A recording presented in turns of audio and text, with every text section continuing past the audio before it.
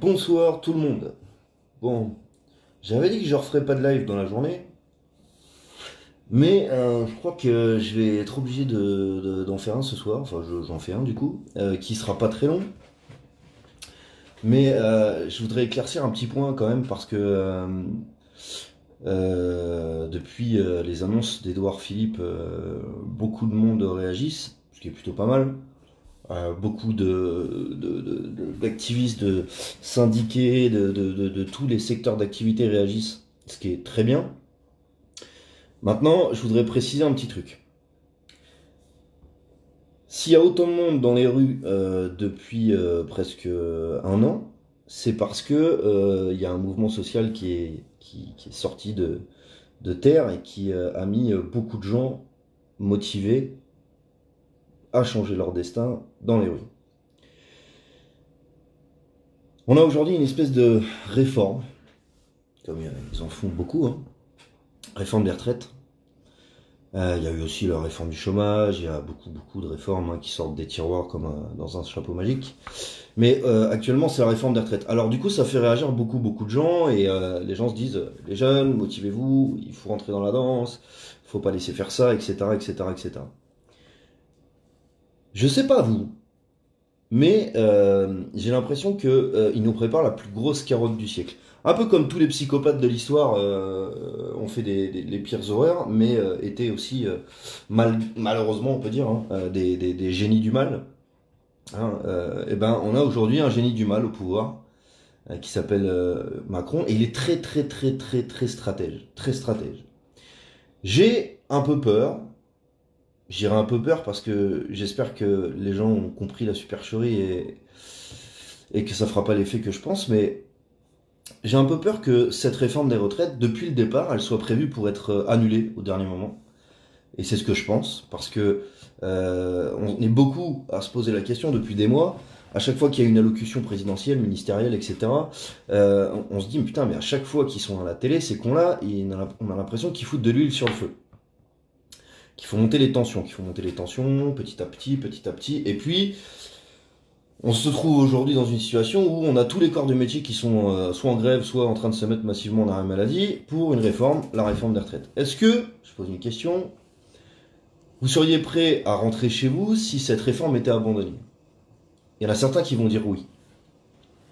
Et là, je repasse un message du coup à la jeunesse, puisque j'ai parlé à la jeunesse tout à l'heure, mais je vais repasser un message à la jeunesse et puis à tous les actifs et en fait à tous ceux qui se sentent concernés par tout ce qui se passe. Ça fait un an qu'on est mobilisé pour certains, plus pour d'autres, hein, on va pas rentrer dans les détails, mais ça fait un an qu'on est mobilisé pour changer les problèmes de fond, pas pour changer les conséquences de ces problèmes de fond. La réforme des retraites, c'est une conséquence. La conséquence de quoi? La conséquence d'un système qui permet à des lobbies de financer des campagnes pour mettre qui ils veulent au pouvoir, et une fois qu'ils et encore le pouvoir, à la délégation du pouvoir, on va dire. Et une fois que ces gens-là, comme Macron, sont à la délégation du pouvoir et appliquent ce qu'on leur demande dans l'Union européenne, eh ben, ces gens-là ont tout pouvoir, du coup. Si on se bat depuis un an, c'est pour changer ça. C'est-à-dire pour qu'il y ait une justice sociale et fiscale, c'est une des revendications des Gilets jaunes depuis le départ, mais aussi pour pour que ce soit la fin de leurs privilèges.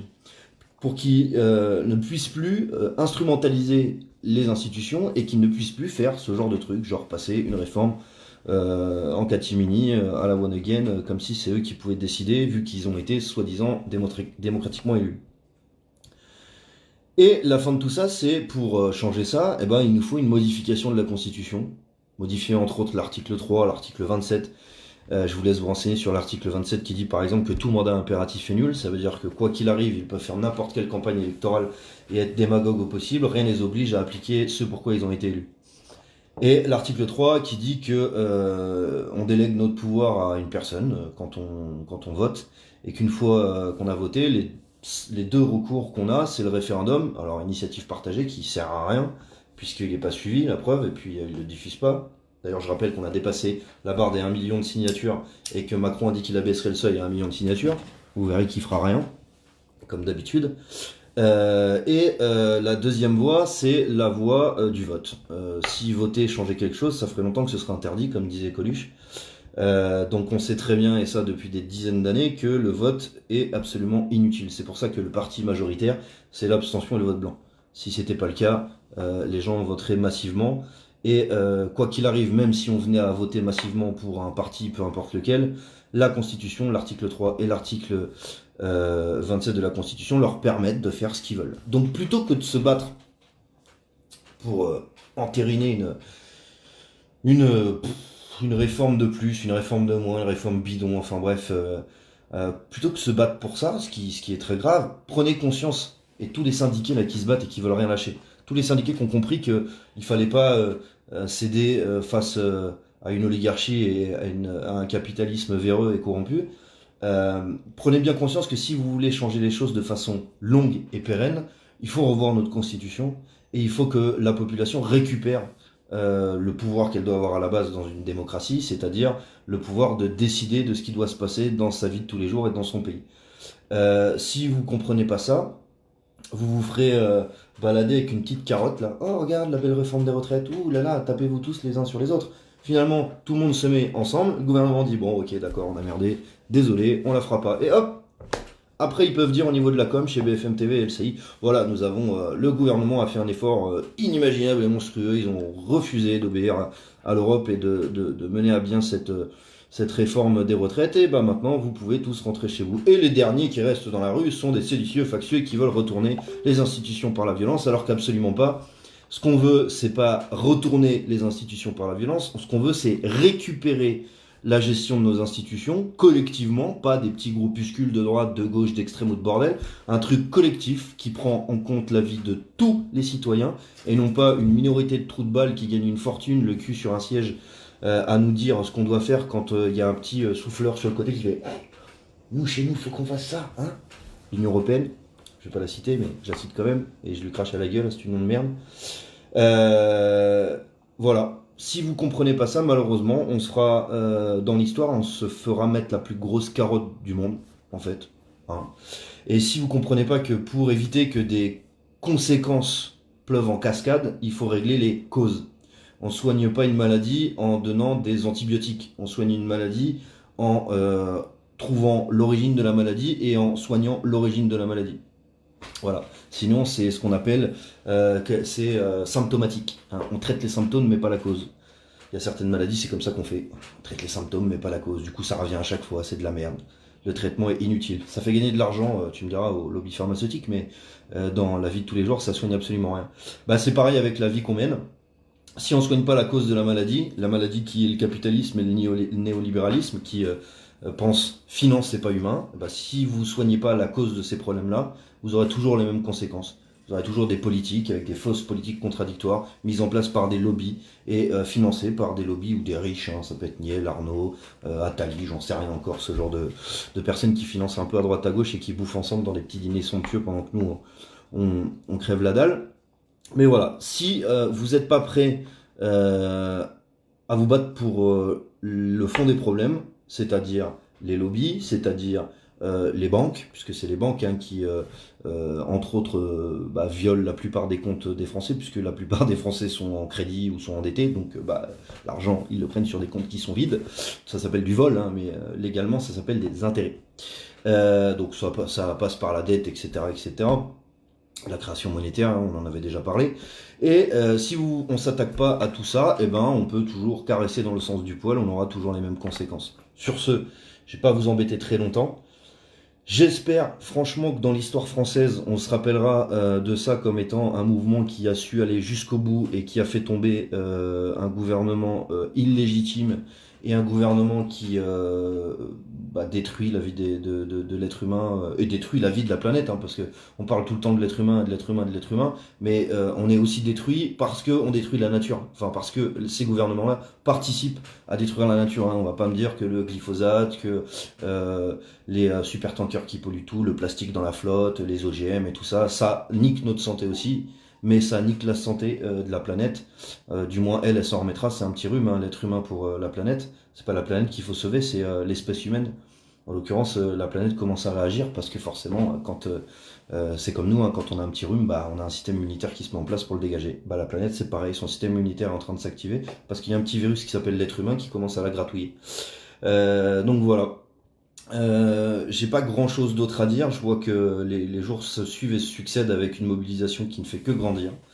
Je vois que de plus en plus de gens comprennent, de plus en plus de catégories de personnes comprennent, que ce soit des jeunes, que ce soit des vieux, que ce soit peu importe qui en fait. Ce qui serait bien maintenant que tout est, on va dire, tout est compris, dans le sens où beaucoup de gens sont mobilisés.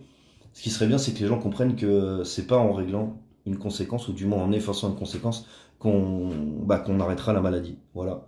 La maladie, c'est le capitalisme, le néolibéralisme, c'est toutes ces multinationales qui nous gèrent, enfin qui gèrent voilà les politiques des pays et qui nous imposent des OGM, de ceci, des cela. Maintenant, on pourra peut-être même plus planter nos tomates, ce sera un risque sanitaire. Enfin bref, s'il vous plaît, prenez en compte tout ça. Il n'y a pas de parole d'évangile, il y a pas de, personne ne dit la vérité vraie, il n'y a pas de vérité vraie. La seule vérité, c'est quand on s'informe par soi-même et qu'on se fait sa propre opinion. La croissance infinie dans un monde de ressources finies, non, non, pas. Tiens, Nicolas, il dit un truc pas mal. Croissance infinie dans un monde de ressources finies. De base, le capitalisme, pardon, est une hérésie, mais bon, si on dit, pense ça, on est un méchant rouge, hein. Ouais, voilà, il suffit pas d'avoir fait maths sup, hein, Nico, hein, c'est clair, hein, pour comprendre qu'à un moment donné, quand tu consommes de façon infinie avec des ressources finies, ça colle pas. C'est clair et net. Et les seuls qui en tirent bénéfice là-dedans, c'est ceux qui font partie des multinationales, qui ont des milliards sur leur compte en banque. Eux risquent pas de connaître la famine, le décès par maladie de leurs proches, puisqu'ils ont les moyens de payer tout ce qu'il faut. Sauf peut-être accident de la route, dans une belle voiture à 3 millions. Mais en tout cas, de petites babioles à la con comme nous on peut connaître, ça les concerne pas. Et ils crèveront pas non plus à 65 ans parce que ils ont chopé un cancer à cause du taf qu'ils faisaient, ou parce qu'ils ont la santé baisée, parce que fallait travailler plus longtemps, tu comprends. Voilà, bon, euh, renseignez-vous vraiment, tous ceux qui sont dans les rues aujourd'hui. Renseignez-vous, parce que si on fait que gratter et qu'on enlève juste une petite croûte, ça continuera de saigner.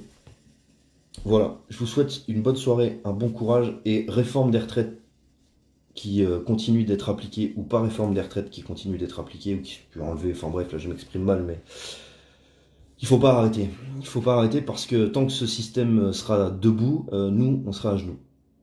Et je crois que mieux vaut vivre debout que mourir à genoux. Non?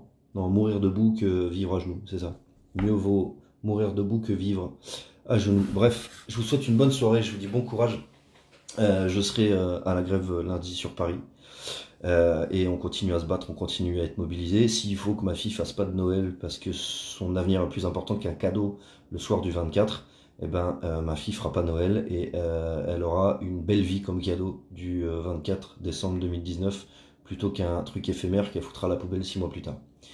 Voilà, je vous souhaite une bonne soirée, un bon courage, on lâche rien, et surtout, surtout, informez-vous. Et la meilleure façon de gagner, c'est de diffuser les informations autour de vous, de faire en sorte que les gens comprennent et non pas assistent tels des petits moutons. Il faut leur expliquer les choses, et il faut surtout leur donner l'envie de s'informer. Voilà. Sur ce, je vous souhaite une bonne soirée, un bon courage. On est sur la bonne ligne. Franchement, ça fait des années qu'on attend ça. Il y a des retraités qui, enfin, je sais pas, vous êtes tous comme moi, dans le sens où on a toujours entendu des gens dire ouais, on attend que ça pète, que ça change. Il faut qu'il y ait une rupture avec ce système, parce que ça peut plus durer. Et ben voilà, on y est. Et c'est maintenant qu'il faut pas lâcher, et maintenant qu'il faut mettre le dernier coup de pression, même si ça dure encore 4 mois, c'est la dernière ligne droite là. C'est vraiment la dernière ligne droite. Il faut pas lâcher, il faut pas se plier, et il faut surtout leur montrer qu'on est là pour se défendre et qu'on n'est pas là pour se foutre à genoux. Voilà. Bonne soirée à vous, bon courage, et on lâche rien. Salut tout le monde.